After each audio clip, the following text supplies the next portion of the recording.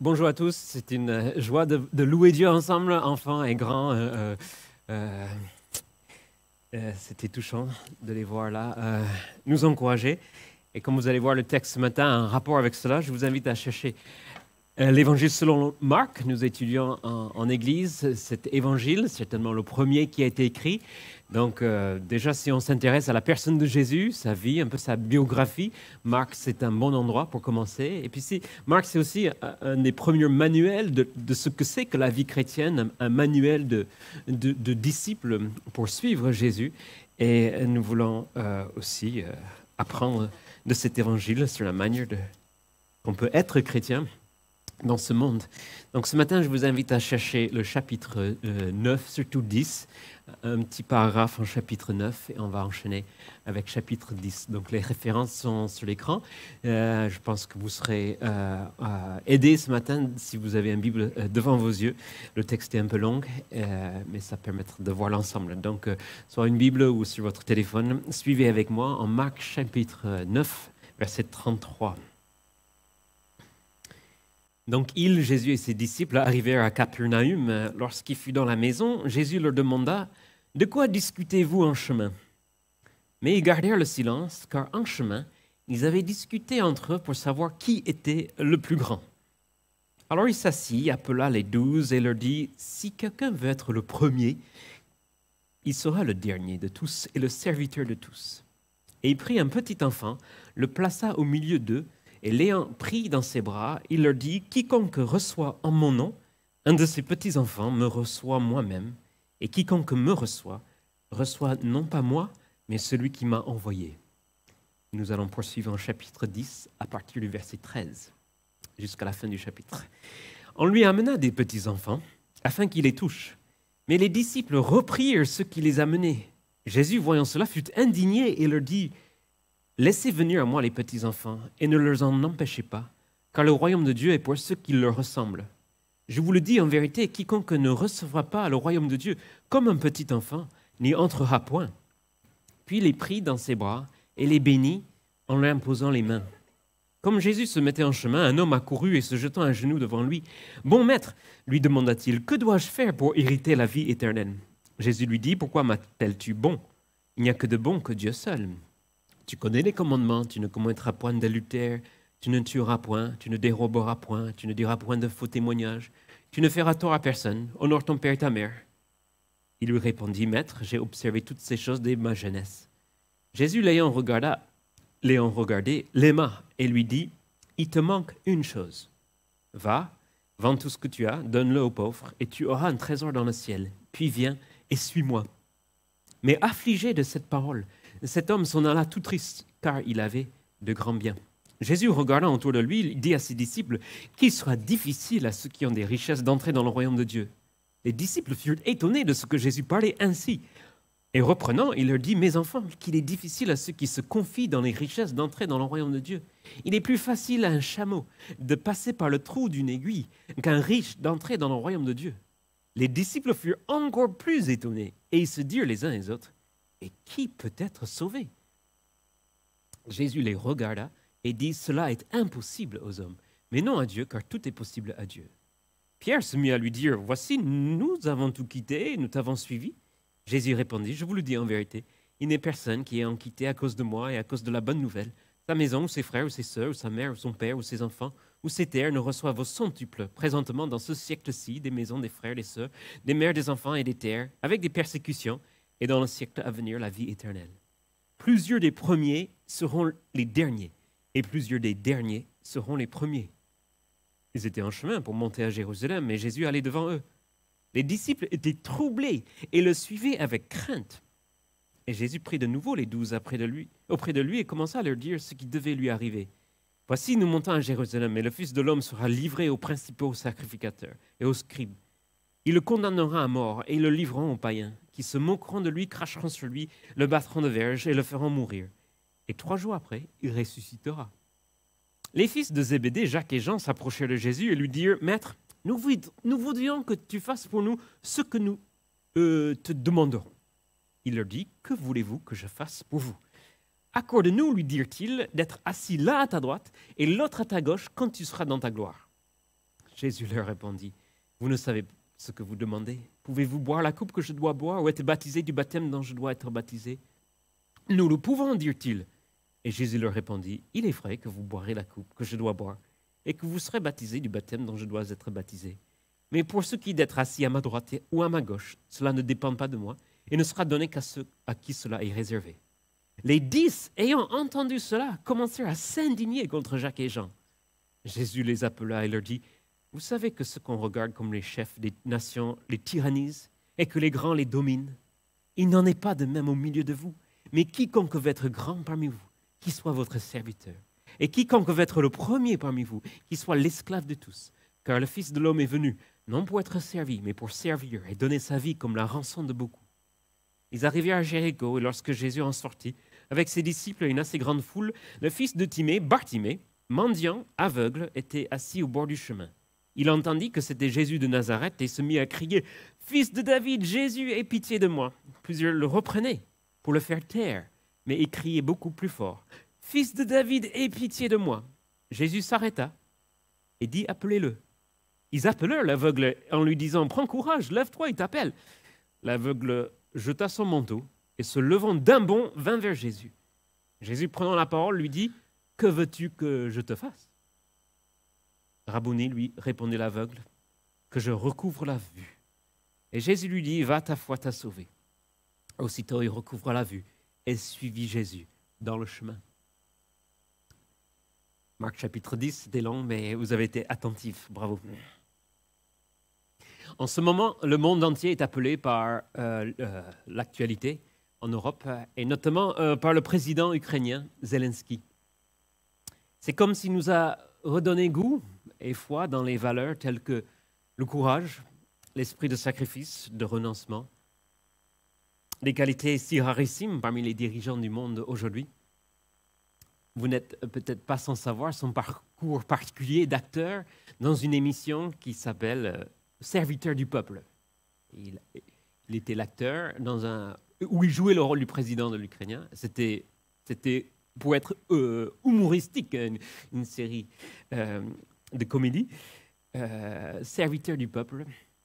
Et le comble, c'est que par la suite, il est devenu un président qui semble être au service de son peuple. Je ne connais pas tous les tenants et les aboutissements de la géopolitique, mais l'Occident est quand même surpris de voir un dirigeant qui devient un serviteur du peuple. C'est plus une blague. Quelque part, un président serviteur du peuple, c'est un sujet pour rire, pour blaguer, mais une réalité. Et on y reconnaît une vraie grandeur.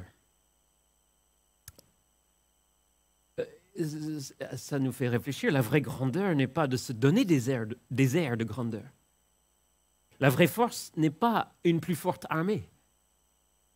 En tout cas, dans la manière que nous réfléchissons quand on compare un peu Poutine et Zelensky. Quelle est la vraie force?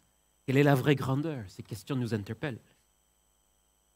Mais ce qui est fort, c'est que c'est Jésus le premier à parler comme ça, dans ce que nous avons lu.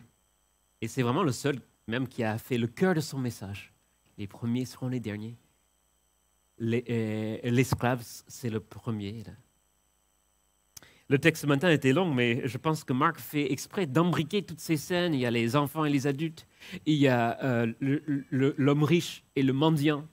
Il y a les serviteurs et les esclaves. Et on entend un peu le même sujet de discussion tout au long de ma lecture ce matin.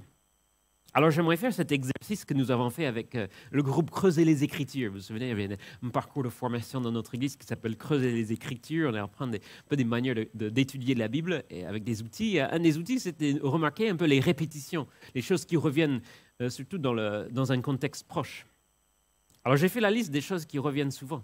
Ici, dans ce texte, c'est intéressant. 2 fois, il y a une scène avec des petits-enfants où Jésus prend un petit enfant dans ses bras. 2 scènes rapprochées où Dieu prend un petit enfant dans ses bras. C'est parlant. 2 fois, il y a une discussion parmi les disciples. Qui sera le plus grand? D'abord dans une maison vers Capernaum et pas sur le chemin avec finalement Jacques et Jean qui veulent être les plus grands. 3 fois, Jésus parle des premiers et les derniers. Les premiers seront les derniers seront les premiers. Vous avez les références là pour confirmer. 2 fois, les gens reprennent des personnes non importantes qui veulent accéder à Jésus. Les disciples reprennent les petits-enfants et la foule reprenne Bartimée. Le même mot, ils reprenaient. Non, ne dérangez pas quelqu'un d'important. Et Jésus arrête et s'intéresse à la personne non importante. 2 fois, la question revient, que veux-tu que je fasse pour toi? Les disciples l'ont demandé, que voulez-vous que je fasse pour vous? Et Bartimée, que veux-tu que je fasse pour toi? Intéressant, côte à côte. Et enfin, 3 fois, il s'agit de suivre Jésus ou pas. Le jeune homme riche, suis-moi, il ne peut pas. Les disciples, nous t'avons suivi, ils le suivent en chemin vers le chemin de Jérusalem. Et enfin, le chapitre termine avec Bartimée. Dès qu'il recouvre la vue, il suivit Jésus dans le chemin. Et on sait que c'est un mot important pour Marc, suivre Jésus, c'est l'appel de Jésus, suis-moi. Et ici, on le retrouve 3 fois dans le même chapitre. Alors, toutes ces répétitions, c'est comme si Marc fait exprès. Alors, comment mettre tout ça ensemble maintenant? Est-ce que vous voyez une idée qui se dégage? Des petits-enfants, finalement, qui sont plus avancés que les adultes. Un mendiant qui suit Jésus là où un riche réussi ne peut pas. Un esclave qui est plus grand qu'un chef, qu'un tyran. En fait, tout ça, vous voyez, c'est des derniers qui deviennent premiers, c'est des premiers qui deviennent des derniers. Avec cet appel que nous devons être parmi ces derniers si nous voulons suivre Jésus. Alors nous allons voir ce matin que oui, humainement parlant, c'est difficile, voire impossible de suivre Jésus et d'adopter les valeurs de son royaume, ces valeurs où les premiers sont les derniers. C'est difficile, voire impossible de suivre Jésus et de vivre les valeurs de son royaume. Mais c'est la meilleure voie. De ne pas le faire, c'est plus triste. De ne pas le faire, c'est pire. Et grâce à Dieu, ça devient possible. Donc oui, voyons la difficulté, voire l'impossibilité, comme dit Jésus, de suivre Jésus. Tout d'abord, si l'amour propre nous est prioritaire. Et deuxièmement, si la richesse nous est plus chère. D'accord? La difficulté, voire l'impossibilité de suivre Jésus. Si l'amour propre nous est prioritaire. Alors les disciples ont ce débat récurrent, c'est incroyable. Qui d'entre nous est le plus grand? Je ne sais pas si se l'ont posé directement de cette manière, parce que c'est un peu, on dit, il faut vraiment être gonflé pour se parler comme ça, en chemin. Qui d'entre nous est le plus grand? Je pense que c'est moi. Et l'autre, alors on a du mal à comprendre comment c'était vraiment le sujet de discussion. Mais tout le long du chemin vers Jérusalem, on le trouve ici, on le trouve 2 fois dans ce texte. Et même jusqu'à la veille de sa mort, si vous lisez un autre évangile, à table, la veille de sa mort, lors de la Sainte Seine, la même discussion, le même débat, qui d'entre nous est le plus grand? Vous voyez, chacun va être le plus grand, chacun va être le premier, chacun va être le plus important. Alors, quand Jésus leur questionne, ils n'osent pas avouer que c'était le sujet de leur discussion. Donc, on sait qu'ils se sentent quand même un peu coupables d'avoir cette discussion. Ils ne veulent pas vraiment avouer. Comme nous, on n'ose pas le dire. Et peut-être on n'ose pas le dire autrefois quand on est... Mais c'est quand même une pensée récurrente chez nous. Comme un logiciel qui tourne en permanence en arrière-plan. Qui d'entre nous est le plus grand? Combien de minutes va s'écouler à la fin de ce culte avant que cette pensée soit là, ou une chose que vous allez penser, une chose que vous allez dire? Alors, parce que constamment, on est en train de se comparer, de se placer, de se classer. Qui est le plus grand? Alors, on va le faire sur la base de différentes choses. Ici, eux, ils avaient une notion un peu politique de s'asseoir ils pensaient que prochainement, un royaume politique allait inaugurer. Donc, ils voulaient les places des ministres. Donc, ils se classaient un peu sur un système politique. On n'est pas loin de ça. Hein. Il suffit de regarder autour de nous. Le qui est le plus grand est très présent en ce moment, politiquement. Mais on va utiliser d'autres critères, la beauté physique, les talents, toutes sortes de systèmes de classement que nous avons. Alors déjà, quand ça se passe entre collègues, ou quand ça se passe entre disciples dans une église, ça crée une ambiance pourrie, des disputes. Et quand ceux qui le font ont des armes nucléaires, c'est encore pire. Qui d'entre nous est le plus grand? Parce que moi, j'ai cette arme nucléaire là. Oui. Donc vous voyez, le monde entier fonctionne sur ces principes et la pensée est jamais loin dans nos pensées. Et donc Jésus va essayer à faire comprendre à ses disciples, non, non, si vous allez me suivre, on ne peut plus fonctionner comme ça. Alors pour nous défaire de cet amour propre, ces airs de grandeur qu'on veut se donner, Jésus nous dit de ressembler d'abord à ceux qui accueillent des enfants, et ensuite il va nous dire de ressembler aux petits-enfants. D'abord, ressembler à ceux qui accueillent les petits-enfants, et puis ensuite ressembler aux petits-enfants. Il y a les deux scènes avec les petits-enfants, déjà en chapitre 9. Et Jésus prend un petit enfant dans ses bras, parce que pour aider les disciples à mettre fin à leur discussion, qui sera le plus grand, il prend un petit enfant dans ses bras. Alors il faut imaginer la scène. Jésus avec 12 gars là autour de lui, des hommes pêcheurs, un métier physique, tout ça, ils sont là. Et Jésus est là, et puis il prend un petit enfant. Quel âge a cet enfant? Bon, il y a une discussion sur le mot grec et tout ça, mais assez petit pour le prendre dans ses bras. Certains de ces enfants, je n'aurais pas pu prendre dans mes bras tout à l'heure. Mais donc, un enfant qu'on peut prendre dans ses bras, ça reste quand même assez petit. Et voilà Jésus, qui a un petit enfant dans ses bras. Est-ce que c'est une scène très régalienne, très, très impressionnante? Est-ce que dans les meetings politiques, vous voyez les candidats prendre un petit enfant dans les bras pour gagner des votes? Ben, déjà, à l'époque, il faut savoir, dans les sociétés traditionnalistes, oui, les enfants ils n'ont pas beaucoup d'importance, en tout cas à cet âge. Plus tard, on va pouvoir les exploiter dans les champs. Mais à cet âge, on ne veut pas les voir, on ne veut pas les entendre. C'est l'affaire des femmes et tout ça. Non, merci. Donc, c'est déjà que Jésus trouve un petit enfant, qu'il le mette un peu au milieu. Déjà, lui, ça doit surprendre tous ces hommes. Avec le temps, nous, dans les sociétés modernes, on a fait du progrès. Oui, on valorise les enfants, on aime les enfants. Il y a beaucoup de choses pour les enfants. Mais même aujourd'hui, pour être grand, pour être réussi professionnellement, autre, ne faut-il pas se débarrasser un peu des enfants? Donc vous voyez, accueillir, côtoyer, tenir les enfants au nom de Christ, c'est ce que dit Jésus, quiconque reçoit en mon nom un de ces petits-enfants. Donc recevoir l'enfant au nom de Christ, c'est le recevoir par la foi, c'est le recevoir avec Dieu, pour présenter les vérités de Dieu à l'enfant. Donc voilà, pas juste côtoyer les enfants, mais les accueillir par la foi, au nom de Dieu, pour transmettre la vérité. Eh bien, oui, c'est déjà un rôle qui humilie, en quelque sorte. On ne peut pas se donner des airs de grandeur si on passe beaucoup de temps avec des enfants.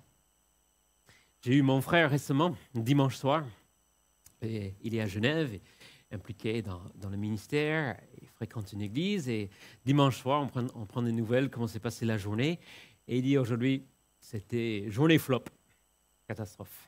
Ah bon Ah bah oui, aller à l'église avec un bébé et revenir, ça nous a... Et puis il parle d'autres couples, vous voyez, c'est des gens des PDG, des directeurs, des responsables de grands ministères, mais vivre un culte avec un bébé, c'est chaud parfois. Alors, courir des marathons, gravir le Mont Blanc, ça, pas de problème. Mais survivre à un culte avec un bébé qui pleure, on est d'accord. Des fois, c'est sportif. Je vois ces mamans-là, je les admire. Je ne serais pas étonné de voir que les places importantes au ciel seraient accordées aux mamans dévouées, les mères au foyer, les monitrices d'envol. Ce n'est pas toujours très glorieux, très, très grandiose de s'occuper des enfants. Il y a un côté qui nous humilie. Et Jésus dit à ses 12 disciples, quiconque reçoit en mon nom un de ces petits-enfants, il reçoit moi-même. Vous voyez, et puis au-delà, je pense, cette phrase, un de ces petits-enfants, Jésus peut l'utiliser pour parler même plus qu'une certaine tranche d'âge, mais cette manière de s'intéresser, d'accueillir, de prendre soin des personnes non importantes dans la société, des handicapés, des faibles aux yeux du monde, de le faire au nom de Christ, c'est une manière que nous avons montré que nous avons répondu correctement à Dieu, que nous avons senti, que nous avons reçu Dieu et sa vérité, et de pouvoir s'intéresser à ce genre de personnes. Et des fois, ça demande un peu d'humilité, ça demande un sacrifice pour en prendre soin. Donc, Jésus dit à ses disciples, et si vous voulez me suivre, l'amour propre en priorité, ça ne marche pas. Et si vous voulez vous défaire d'un amour propre, prenez soin des petits-enfants. Accueillez-les. Et puis, il y a une scène suivante encore avec les enfants, ça revient, donc comme si Marc veut mettre l'accent pour nous défaire de l'amour propre. Et la leçon, cette fois-ci, va un peu plus loin, non seulement recevoir les petits-enfants, mais ressembler aux petits-enfants. Donc ça, c'est dans le chapitre 10, verset 13. On lui a amené les petits-enfants, les disciples les reprennent, veulent les repousser, et Jésus dit non, laissez venir à moi les petits-enfants, et ne les en empêchez pas, car le royaume de Dieu est pour ceux qui leur ressemblent. Donc, vous voyez, Jésus veut qu'il y ait des enfants dans les parages, il veut que des enfants aient accès à sa personne, il veut qu'ils fassent partie de son peuple, de ses disciples, de son Église, car le royaume de Dieu est pour ceux qui les ressemblent. On a besoin des enfants, de les voir là, dans nos foyers et dans nos églises, pour être rappelé que le royaume de Dieu ressemble à ceux qui sont comme eux. Alors, dans quelle qualité cela évoque-t-il? Quelle qualité faut-il ressembler?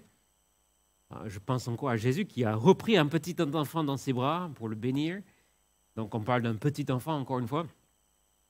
Je pense qu'un petit enfant dans les bras, ça évoque une certaine petitesse, une dépendance, une confiance facile, un côté décomplexé, sans calculer. Vous les avez vus, les réponses. Qui d'entre nous aurait pu répondre aussi juste, finalement, que notre ami? Qui est le plus important? Ce n'est pas ça qui compte. Est-ce que vous le croyez vraiment? Comment les ressembler alors dans la vie quotidienne? Comment les ressembler dans notre manière d'être? Quand on se pose, qu'est-ce que les autres vont penser de moi si je m'affiche pour Jésus ou si je demande pardon ou si je suis Jésus, est-ce qu'il va pouvoir à mes besoins? Ces questions, les petits-enfants ne se les posent pas. Ils ne sont pas en train de calculer ce que les autres pensent de moi, calculer qui va prendre soin de moi.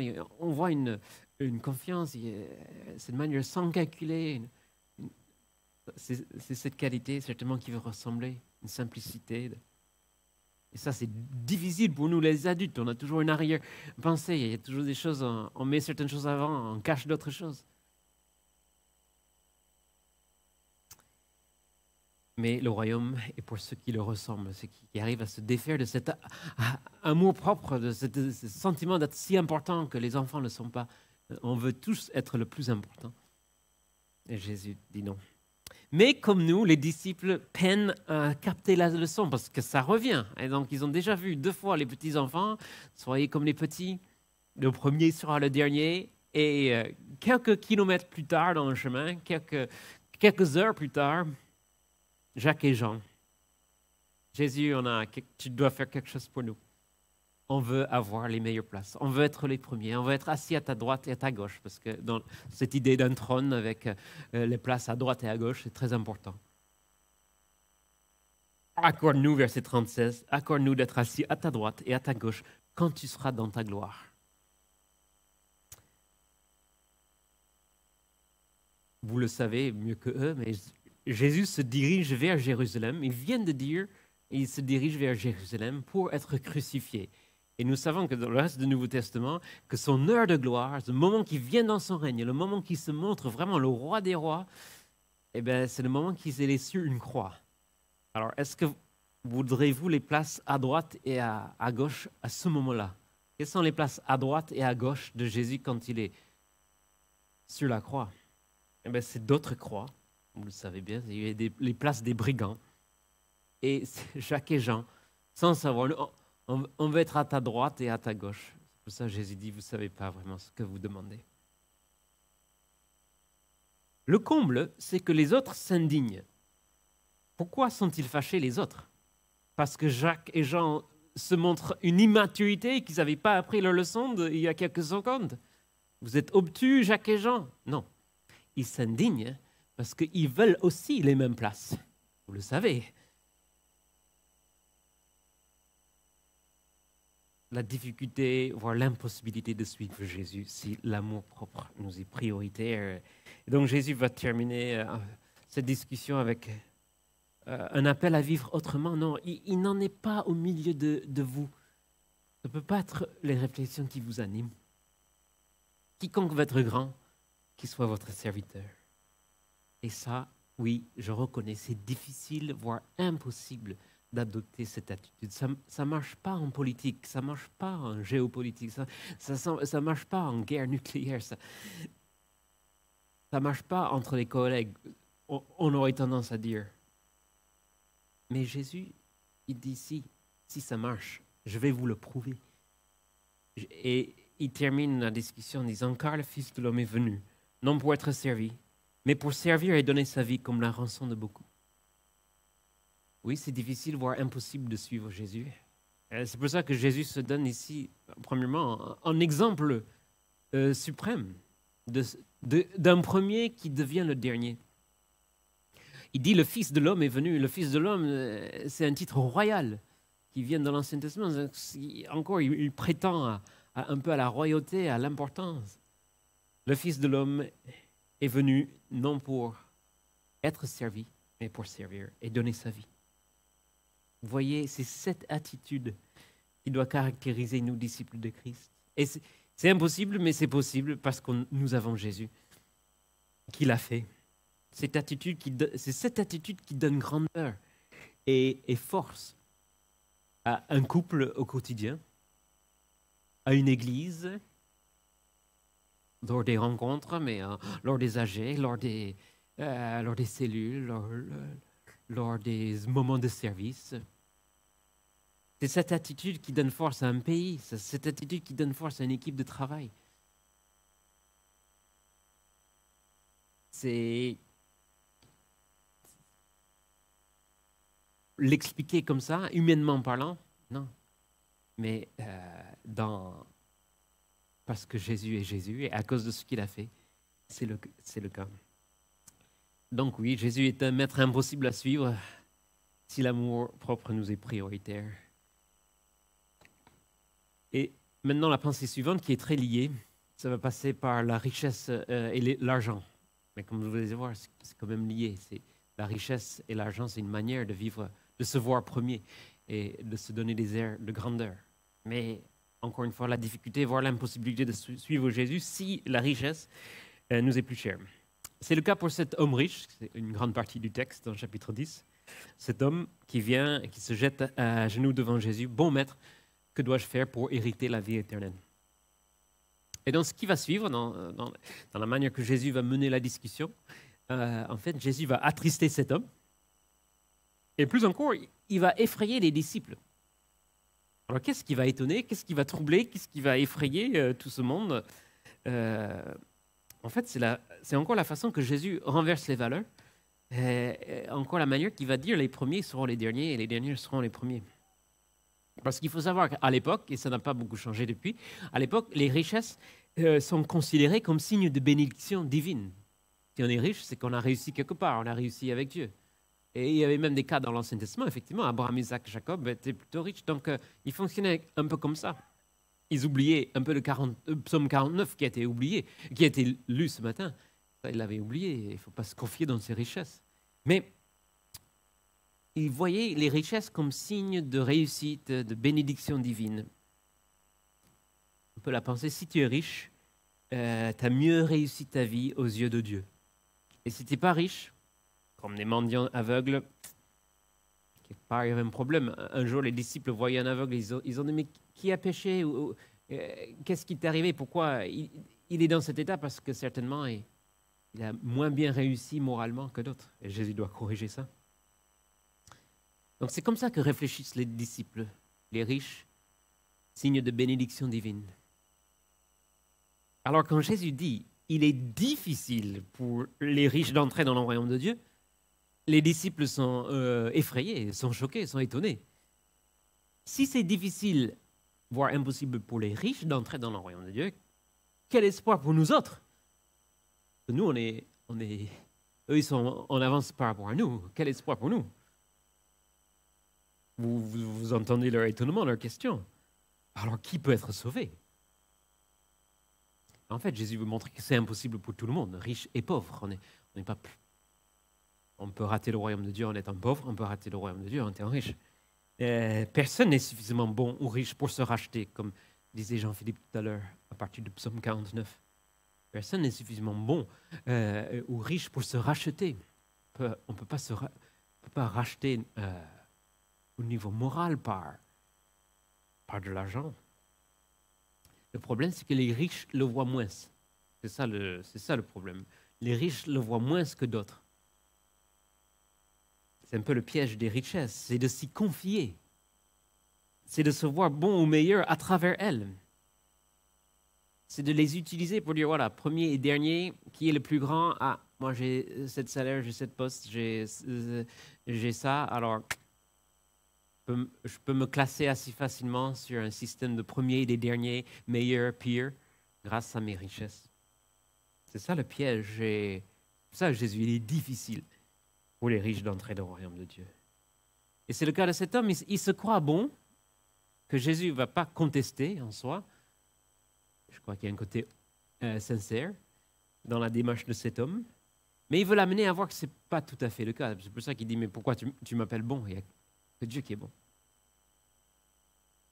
Et la preuve aussi, j'aimerais vous attirer sur ce fait, la preuve, cet homme, c'est un jeune homme, on apprend par d'autres évangiles, il est un chef, il est jeune, il est riche. Et puis visiblement, une bonne éducation, des bonnes mœurs, il a, aux yeux de tout le monde, dans cette société, la réussite. Mais si cet homme, dans la fleur de l'âge, dans sa jeunesse, avec toute sa réussite morale, toute sa richesse, s'il court, il se jette aux pieds de Jésus, il dit, que dois-je faire pour hériter la vie éternelle? Quelque part, il sent que quelque chose lui manque. Il a tout. Il a la richesse. Il n'est pas sûr qu'il ait la réussite éternelle. Il n'est pas sûr qu'il ait la vie éternelle. Il a toute l'obéissance d'une religion. Il n'est pas sûr qu'il a la vie éternelle. Et c'est ça le problème. Si on se confie dans les richesses ou si on se confie dans ce qu'on fait, est-ce que j'ai assez? Est-ce que je suis assez riche? Vous ne le saurez jamais si vous partez dans cette voie-là. De vivre comme tout ça tout le temps, ce n'est pas une solution viable. Que dois-je faire? Est-ce que j'ai assez? Est-ce que Dieu est satisfait de moi? Alors Jésus dit, il te manque une chose. Alors moi, je vous demande la question, qu'est-ce qui lui manque? Quelle est la chose qui lui manque? Parce qu'après, Jésus dit, va, vends, donne tout ton argent aux pauvres et viens suis-moi. 5 choses. Il doit faire 5 choses, mais il lui manque une chose. Alors si on lui dit, ce qui lui manque, c'est un vœu de pauvreté, je dis non, c'est pas ça. Comme je disais, on peut être pauvre et ne pas entrer dans le royaume des cieux non plus. Là. En fait, ce qui lui manque, il te manque une chose. Et il lui manque un sauveur qui est bon, qui seul est bon, qui seul est parfait, qui seul a la capacité de racheter, qui paie pour lui. Un sauveur qui fait à sa place, qui paie à sa place. C'est ça qui lui manque. Et Jésus l'invite à ne plus se confier dans ses richesses et se confier en Jésus seul. Jésus voit qu'il ne peut pas chanter ce cantique en Jésus seul et mon espoir. Lui, il a tout bien fait selon une religion, mais il ne peut pas dire en Jésus seul.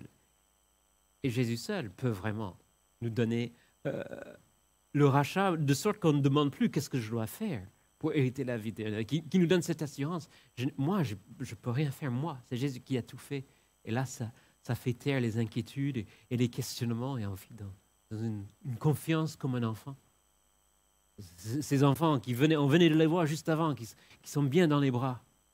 Et ce jeune homme, ce n'était pas son cas.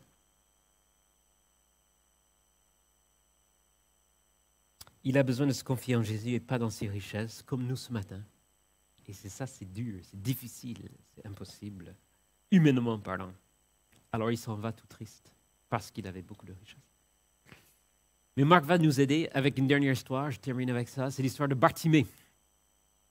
Comment ne pas comparer un peu Bartimée, le mendiant aveugle, et le jeune homme riche? Beaucoup de choses qui ressemblent. Déjà dans Marc, c'est intéressant, Bartimée se distingue du jeune homme riche parce que Bartimée est nommé Bartimée, on a son prénom. Le jeune homme riche, comment il s'appelle? Vous ne le savez pas. Alors qu'il était très connu, très important. Mais c'est une manière de Marc de montrer ce qui est important aux yeux de Jésus. C'est plus ce Bartimée que ce jeune homme riche. Si on voulait recruter des gens pour une église ou pour un groupe de... Est-ce que vous auriez recruté le jeune homme riche ou un Bartimée? Intéressant cette différence entre l'un qui est nommé et l'autre qui n'est pas. On voit aussi, comme les petits-enfants, plusieurs reprennent et ne veulent pas que Bartimée, lui qui crie, le reprenne, tais-toi, tu te déranges. Parce qu'un homme comme ça, c'est pas important. Mais tout le monde fait place à ce jeune homme qui court, qui se jette. Lui, on veut bien qu'il dérange Jésus, pas Bartimée. Et puis une autre différence, le jeune homme, il vient bon maître. Et Jésus va dire, qu'est-ce que tu veux dire par là? Est-ce que tu sais vraiment de quoi tu parles? C'est un titre un peu vague. Mais Bartimée, bien mieux. Jésus, fils de David. Fils de David, pour eux, tout est là pour les Juifs. Fils de David, c'est le roi promis, c'est le Messie, c'est celui qui va enfin protéger, délivrer, venir. Donc c'est cette foi messianique qui est presque au clair. C'est mieux que bon maître. Jésus, fils de David. Donc Bartimée déjà voit plus clair. Bartimée est déjà plus riche en quelque sorte que ce jeune homme. Et même Bartimée, il se distingue même des disciples qui sont encore en quelque sorte aveugles. Quand Jésus demande aux disciples, que voulez-vous que je fasse pour vous? Que répondent les disciples? On veut des premières places. Quand Jésus demande la même question à Bartimée, que veux-tu que je fasse pour toi? Il dit que je recouvre la vue, que je puisse voir, pour voir Jésus. Les disciples auraient dû répondre de cette façon. Que voulez-vous que je fasse pour vous? Qu'on puisse voir ce qui tu es vraiment, pourquoi on va vers Jérusalem, pourquoi cette croix, pourquoi cette résurrection. C'est ça qu'on a besoin de voir pour mieux te suivre. Mais non, ils voulaient des premières places. Vous voyez donc Bartimée, en suivant Jésus, devient pour nous un exemple encore d'un dernier qui passe au premier. D'un cas impossible aux hommes, mais possible à Dieu. C'est lui qui se mit en route pour suivre. Le chapitre termine avec ça. Il suivit Jésus dans le chemin, alors que le jeune homme riche ne pouvait pas le faire. Alors, est-ce que Jésus est un maître impossible à suivre? Tout ce chapitre nous décourage presque de suivre Jésus. Il faut être comme un petit enfant, ça c'est dur, difficile. Il faut être comme un mendiant aveugle. Ah, ça c'est dur, ça c'est difficile. Il faut être comme un esclave, comme un serviteur pour suivre Jésus. Ah, ça c'est dur, ça c'est difficile, ça c'est impossible. Tout ça c'est troublant et on se trouve un peu comme les disciples, verset 32. Ils étaient en chemin pour monter à Jérusalem et Jésus allait devant eux. Les disciples étaient troublés et le suivaient avec crainte. Ils sont troublés, avec crainte parce que Jésus vient de dire les premiers sont les derniers, c'est impossible aux hommes, les riches c'est difficile d'entrer dans le royaume de Dieu, les enfants ils comprennent mieux que les adultes. C'est ça être disciple de Jésus-Christ, c'est ça suivre Jésus. Alors là, là on marche. Là, où est-ce qu'il va nous amener avec cette attitude-là? Il va nous amener vers la perte, il va nous amener vers la mort. Oui. C'est difficile de suivre Jésus. Et encore, on n'a pas parlé de ce que Jésus pense du mariage, du divorce, de l'adultère. Des versets qui sont au début du chapitre 10. Là encore, un standard élevé qui semble impossible à atteindre. Jésus est un maître impossible à suivre, je vous le dis. Mais c'est ce moment où l'on se rend compte que c'est impossible. Et que Jésus nous regarde et dit, oui, cela est impossible aux hommes. Et c'est possible à Dieu. C'est ce moment où l'on se rend compte que c'est impossible de vivre les valeurs de son royaume, d'être comme lui. Que le salut est pas loin, que le salut est proche. Et c'est ce moment où on se rend compte que c'est impossible à nous. C'est pour ça qu'on a besoin d'un sauveur. C'est pour ça qu'on a besoin d'un rançon. C'est pour ça qu'on a besoin de quelqu'un qui paie à notre place, quelqu'un qui fait à notre place, quelqu'un qui arrive à faire ce que nous n'arrivons pas à faire. Et là, on peut chanter, oui, c'est non pas moi, mais c'est Christ en moi que je suis. Et quand il nous ouvre les yeux à ça, que c'est impossible à suivre, mais c'est possible par lui, là, on ne le suit pas avec tristesse, mais avec joie. On avance. On est prêt à être les derniers. Parce que Jésus a dit, les derniers seront les premiers. Et moi, j'ai une preuve de ça, c'est que Jésus a été crucifié, mais ensuite, il est ressuscité et il est vraiment devenu le premier. Donc, cette voie marche. il faut se patienter des fois, il faut accepter d'abord la croix, mais ensuite la résurrection. Et même il dit à ses disciples qui comprennent rien à ce moment, il dit c'est vrai, un jour vous allez faire, vous allez pouvoir me suivre parce qu'ils vont être transformés. Et ce qui est impossible aux hommes devient possible à Dieu. Et même Jacques et Jean, ils vont être des super disciples, pas égoïstes. C'est eux qui vont donner leur vie aussi pour la cause de l'Évangile. Et c'est ce qu'il nous appelle à faire. Si ça paraît impossible aujourd'hui, il faut voir ce que Dieu est capable de faire dans votre vie si vous lui demandez, si vous marchez sur ce chemin, si vous lui demandez de vous ouvrir vos yeux aussi pour pouvoir le suivre. Prions pour terminer.